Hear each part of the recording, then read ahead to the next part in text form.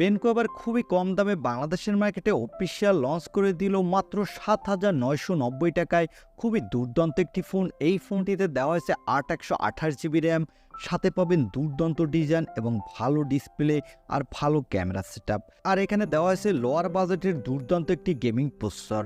তাই যারা কম দামে ভালো একটি অলরাউন্ডার ফোন কিনতে চান, আমি তাদের বলবো আজকের এই ভিডিওটি সম্পূর্ণ দেখুন। চলুন আর কথা না বাড়িয়ে আমরা সরাসরি চলে যাই মূল ভিডিওতে। তবে মূল ভিডিওতে যাওয়ার আগে আপনার কাছে রিকোয়েস্ট থাকবে, চ্যানেলটি প্রথমবার ভিজিট করে থাকলে চ্যানেলটি সাবস্ক্রাইব করে পাশে থাকা বেল আইকনটি প্রেস করে রাখুন। প্রথমে কথা বলবো এই ফোনটির বক্স কন্টেন্ট নিয়ে। এই ফোনটির বক্সটি খুললেই পেয়ে যাবেন কাঙ্ক্ষিত ফোনটির সাথে পাবেন একটি ব্যাক কভার, পাবেন USB Type-C কেবল, ফোনটি হেডফোন এবং ফোনটি 18 ওয়াটের একটি ফাস্ট চার্জার, আর পাবেন ইউজার গাইড। এই থাকছে ফোনের বক্সের ভিতরে। এবারে কথা বলবো এই ফোনটির লুক ও ডিজাইন নিয়ে। এই ফোনটির ব্যাক প্যানেলটি প্লাস্টিকের, তবে এখানে দেওয়া হচ্ছে গ্লোসি ফিনিশ। আর এই ফোনটির ব্যাক প্যানেলে পাবেন রাউন্ড শেপের একটি ট্রিপল ক্যামেরা সেটআপ। এর বডি ফ্রেমটিও প্লাস্টিকের, তবে এই ফোনটির ফ্রন্টে দেওয়া হয়েছে গ্লাসের প্রোটেকশন। আর এখানে দেওয়া হয়েছে auto drop notch cutting display. আর এই ডিসপ্লেতে দেওয়া হয়েছে কর্নিং গরিলা গ্লাসের প্রোটেকশন। এই ফোনটির উপরের দিকে পাবেন 3.5 মিলিমিটার হেডফোন জ্যাক, আর নিচের দিকে পাবেন USB Type-C এবং স্পিকার। ওভারঅল এই ফোনটির লুক ও ডিজাইন কিন্তু আমার কাছে এক কথায় দুর্দান্ত লেগেছে। এবারে কথা বলবো এই ফোনটির ডিসপ্লে কোয়ালিটি নিয়ে। এই ফোনটির ডিসপ্লেটির সাইজ হলো 6.56 ইঞ্চি মাপের একটি HD+ IPS ডিসপ্লে। সাথে পাবেন এখানে কর্নিং গরিলা গ্লাসের প্রোটেকশন। ওভারঅল ডিসপ্লেটা ঠিকঠাক আছে, তবে সানলাইটে কিছুটা ব্রাইটনেসে ঘাটতি পাবেন, কিন্তু ইনডোরে বাজেট বিবেচনায় বেশ ভালো পারফরমেন্সই পাবেন। আর আগেই বলেছি এই ডিসপ্লেতে দেওয়া হয়েছে কর্নিং গরিলা গ্লাসের প্রোটেকশন। এবারে কথা বলবো এই ফোনটির ক্যামেরা কোয়ালিটি নিয়ে। এই ফোনটির ব্যাক সাইডে থাকছে ট্রিপল ক্যামেরা সেটআপ, যার প্রাইমারি লেন্সটি হলো 13 মেগাপিক্সেলের। এখানে থাকছে 2 মেগাপিক্সেলের একটি ম্যাক্রো লেন্স, আর থাকছে একটি AI লেন্স। এই ফোনটির ব্যাক ক্যামেরা দিয়ে আপনি ফুল HD+ ভিডিও রেকর্ড করতে পারবেন।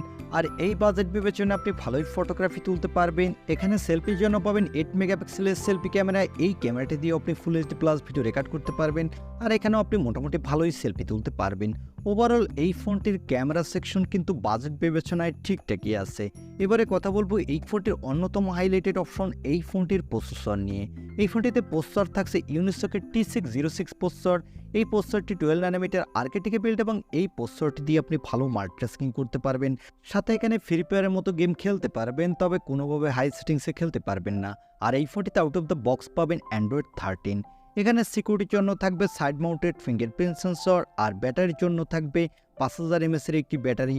সাথে পাবেন 18 ওয়াটের একটি ফাস্ট চার্জার।